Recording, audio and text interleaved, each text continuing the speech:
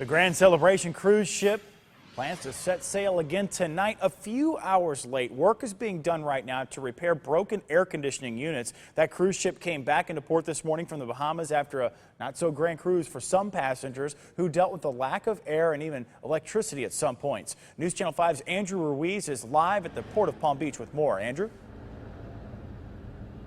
Mike, good afternoon. The traffic behind me is passengers currently arriving.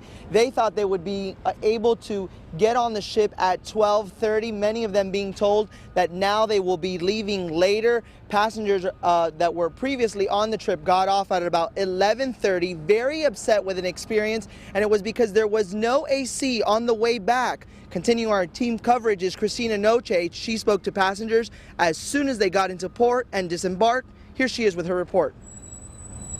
Well, one passenger that I was texting throughout the morning while she was on the ship just went to the infirmary for heat stroke. The other passengers were given this paper saying that we are sorry for the shortcomings you experienced. You'll be giving a $50 credit and a free future cruise. Still, the other passengers leaving here at the Port of Palm Beach say that most of them saying they will never ride this cruise line again, that they have lost their business for good. The Grand Celebration quietly sailed into the Port of Palm Beach this morning.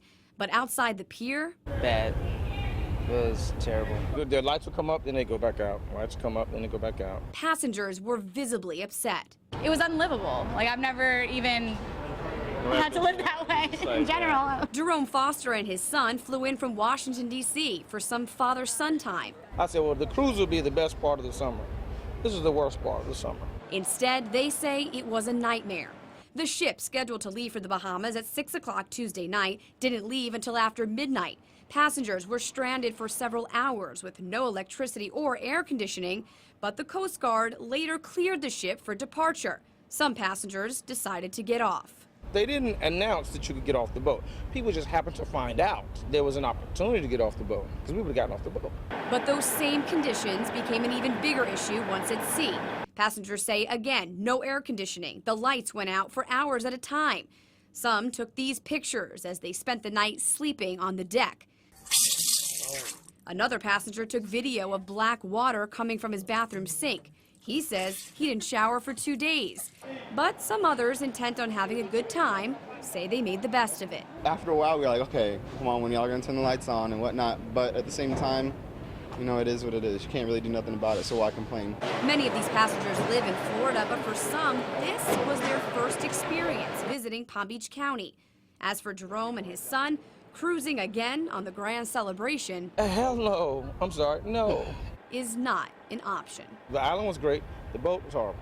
Sleeping on the deck and in a lawn chair is not a cruise. Reporting in Riviera Beach, Christina Noche, WPTV News Channel 5. Cruise officials say 2 AC chillers broke during their voyage. Technicians' attempts to fix it were unsuccessful, and that's where the AC problem occurred. So now new passengers are trying to arrive here, figuring out what will happen to their trip. We're told they'll leave after 6:30 because of the issues and because they are trying to fix it.